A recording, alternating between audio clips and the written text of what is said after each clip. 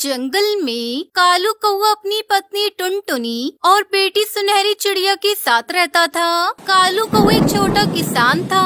कालू कौए के पास छोटी सी जमीन थी जिस पर वो खेती किया करता था। एक दिन जंगल का मुखिया हरिया तोता कालू कौए के घर आता है।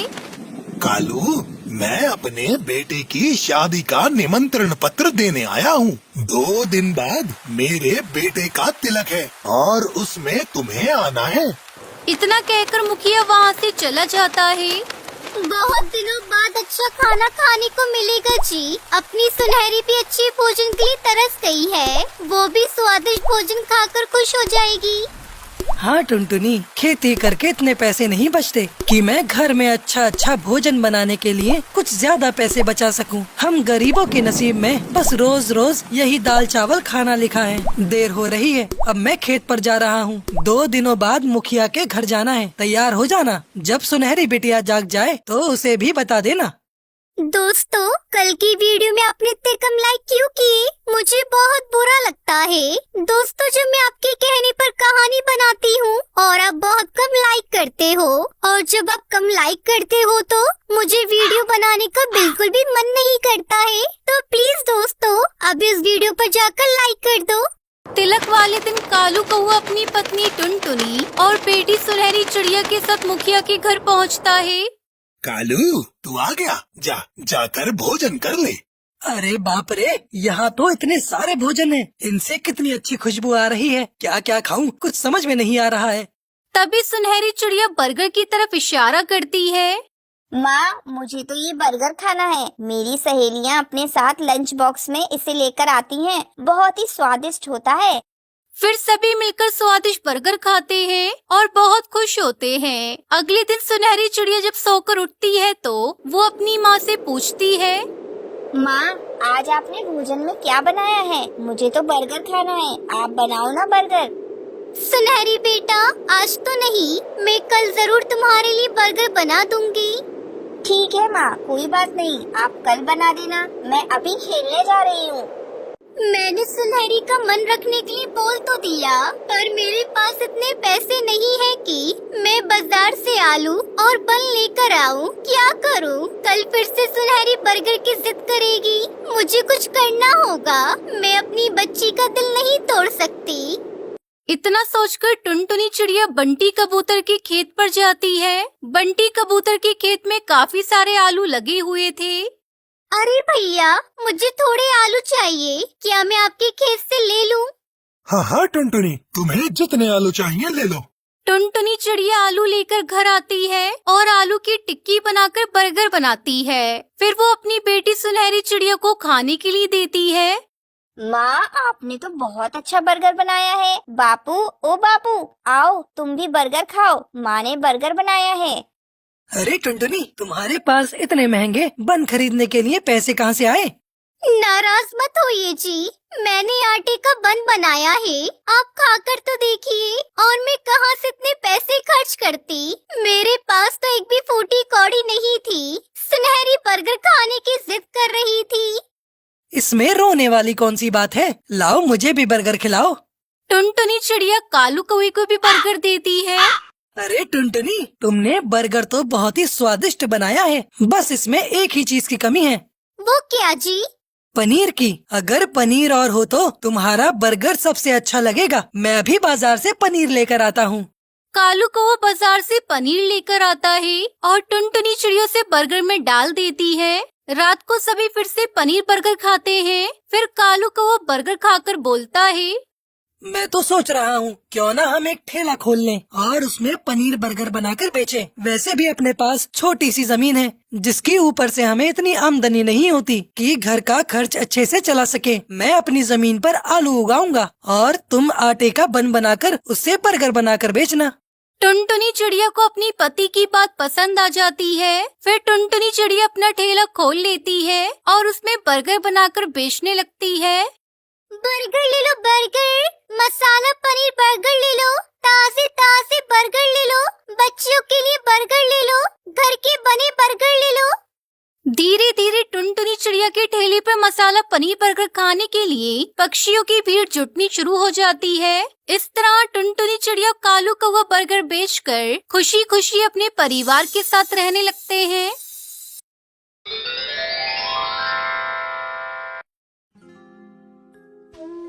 ढोलकपुर के जंगल में टुनटुनी चिड़िया अपनी सौतेली माँ सुंदरी कौवी के साथ रहती थी। सुंदरी कौवी टुनटुनी चिड़िया पर बहुत ही अत्याचार करती थी।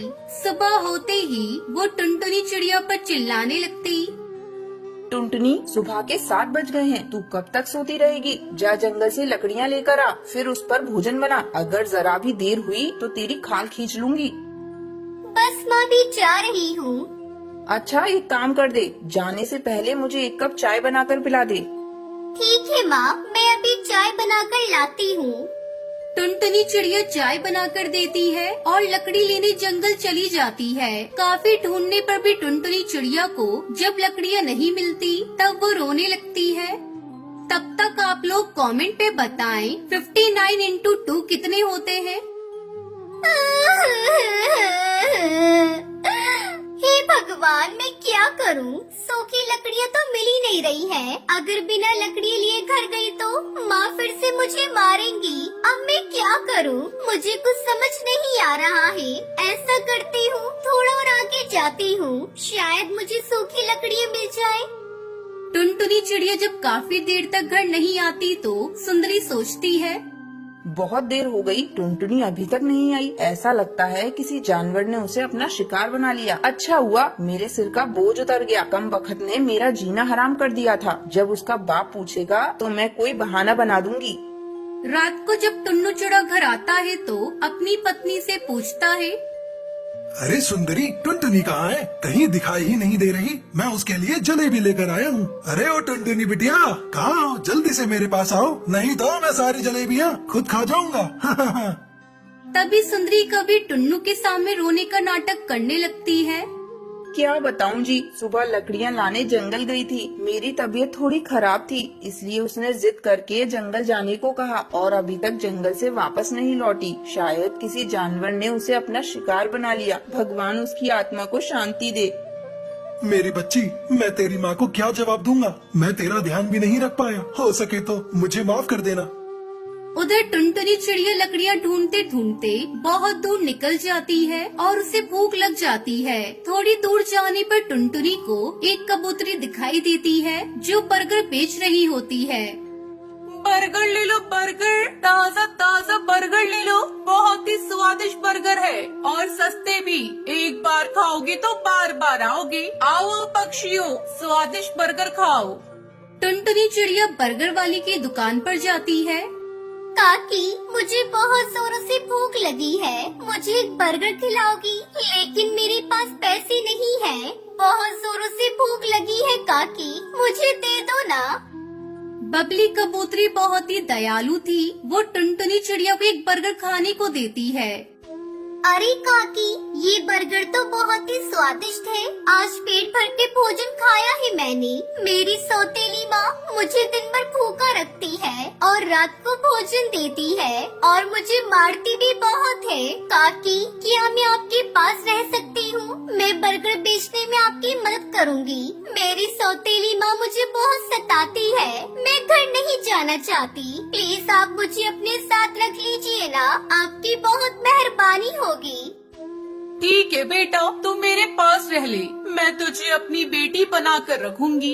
वैसे भी मेरी कोई औलाद नहीं है, मैं अकेली ही रहती हूँ। तू साथ रहेगी तो मेरा अकेलापन भी दूर हो जाएगा और काम में भी मदद हो जाएगी। उस दिन के बाद से टुनटुनी चिड़िया बबली कबूतरी के साथ रहने लगती है। एक दिन टुनटुनी चिड़िया बर्गर बेच रही होती है, तभी उसकी दुकान पे सुंदरी कौवी आ जाती है और टुनटुनी को देखकर रोने लगती है।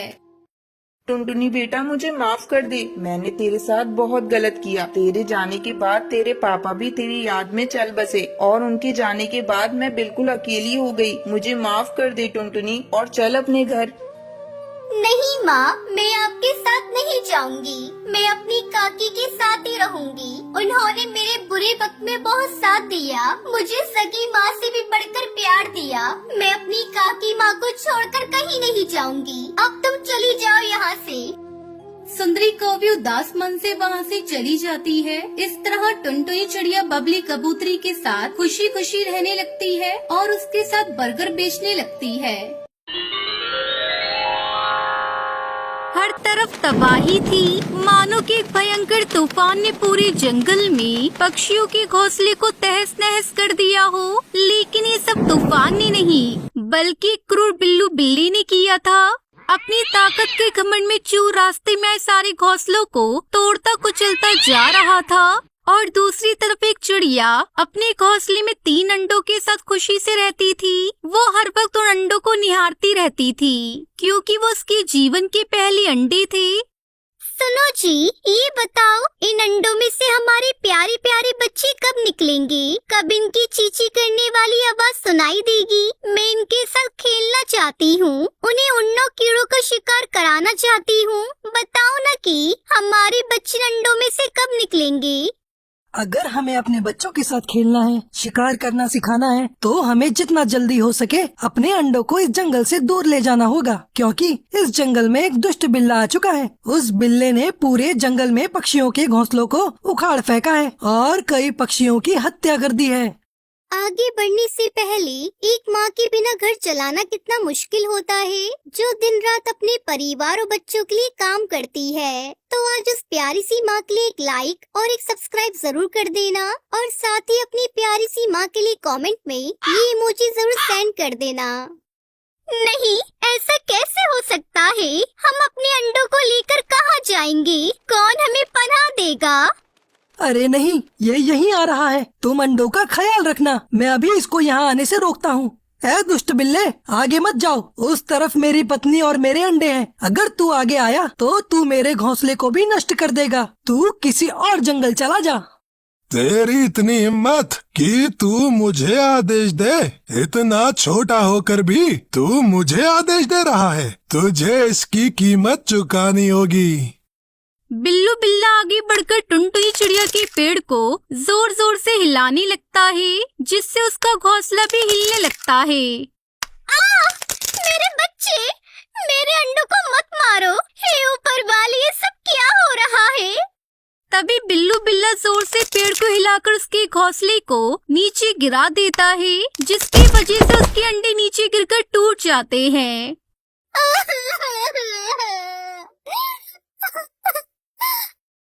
मैंने पहले ही कहा था, यहाँ से चलते हैं।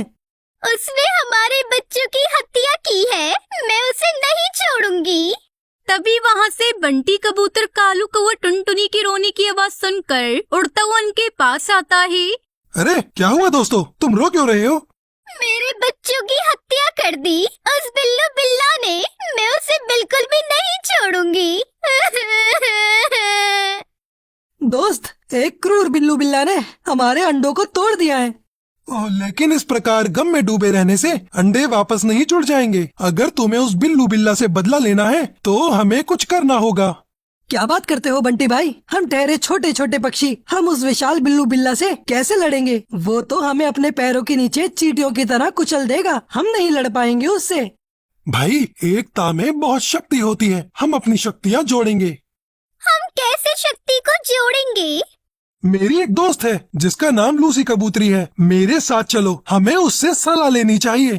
तभी तीनों लूसी कबूतरी के पास जाते हैं। लूसी, ओ लूसी, दरवाजा खोलो। हाँ, क्या हुआ मित्र, क्या बात है? अचानक से तुम यहाँ कैसे? एक बहुत बड़ी समस्या आ गई है।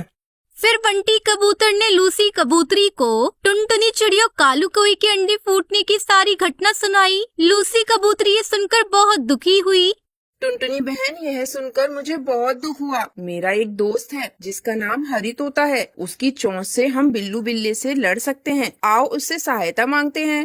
अब वो चारों हरी तोते के पास पहुँचे। बाहर आओ दोस्त। बोलो लूसी, क्या बात है? फिर टुनटुनी चिड़िया ने अपनी सारी घटना को बताया। अब आप ही हमें बताएं कि हम क्या करें। मुझे ये सुनकर बहुत अफसोस हुआ। आप सभी धैर्य से जरा यही मेरा इंतजार करें, मैं थोड़ी देर बैठकर सोचता हूँ। ये बोलकर वो वापस अपने घोंसले के अंदर चला गया। काफी समय हो चुका है, टुनटुनी का रो रो कर बुरा हाल होता जा रहा है। तभी हरी तोता फिर से घोंसले से बाहर आया। उसके चेहरे पर अलग ही चमक थी। दोस्तों, उस हत्यारे दुष्ट बिल्लू बिल्ले को नष्ट करने की मेरे दिमाग में बड़ी अच्छी योजना आई है, लेकिन उसमें हम सभी का योगदान होगा। हरी तोते ने जैसे ही अपनी अद्भुत योजना बताई तो सब खुशी से उछल पड़े, क्योंकि योजना सचमुच में ही बहुत अच्छी थी। हरी तोता ने दोबारा बारी बारी सबको अपना रोल समझाया। क्या तुम सब समझ गए? हाँ, हम सब अच्छे से समझ गए हैं। कुछ ही दूरी पर बिल्लू बिल्ला पूरे जंगल में तोड़फोड़ मचा रहा था। अब यही सही समय है, सभी तैयार हो जाओ। मैं तो पहले से ही तैयार हूँ। हरी तोता बिल्लू बिल्ला के पास जाकर उसकी आंखों को अपनी लाल चोंच से जख्मी कर देता है, जिस वजह से वो देख नहीं पाता। अरे बचाओ बचाओ, कोई मेरी मदद करो। कोई तेरी मदद नहीं करेगा। दुष्ट बिल्ले, तूने मेरे बच्चों को मार डाला, अब तू भी उसी आग में जलेगा। और वहीं उसकी मौत हो जाती है। ये सब देखकर जंगल के सभी पक्षी बहुत खुश होते हैं। आपका बहुत बहुत धन्यवाद हरी काका। आपने जंगल के सभी पक्षियों और उनके बच्चों की हत्याओं का बदला लेने में हमारी बहुत सहायता की है। ये एहसान आपका हम कभी नहीं चुका पाएंगे। अरे धन्यवाद मत करो टुनटुनी, एक पक्षी दूसरे पक्षी के काम नहीं आएगा तो कौन आएगा। फिर सभी पक्षी खुशी खुशी अपने घोंसले में जाते हैं और खुशी खुशी रहने लगते हैं। इस कहानी से हमें शिक्षा मिलती है कि एकता में बहुत बल होता है और अहंकारी का देर या सवेरन जरूर होता है।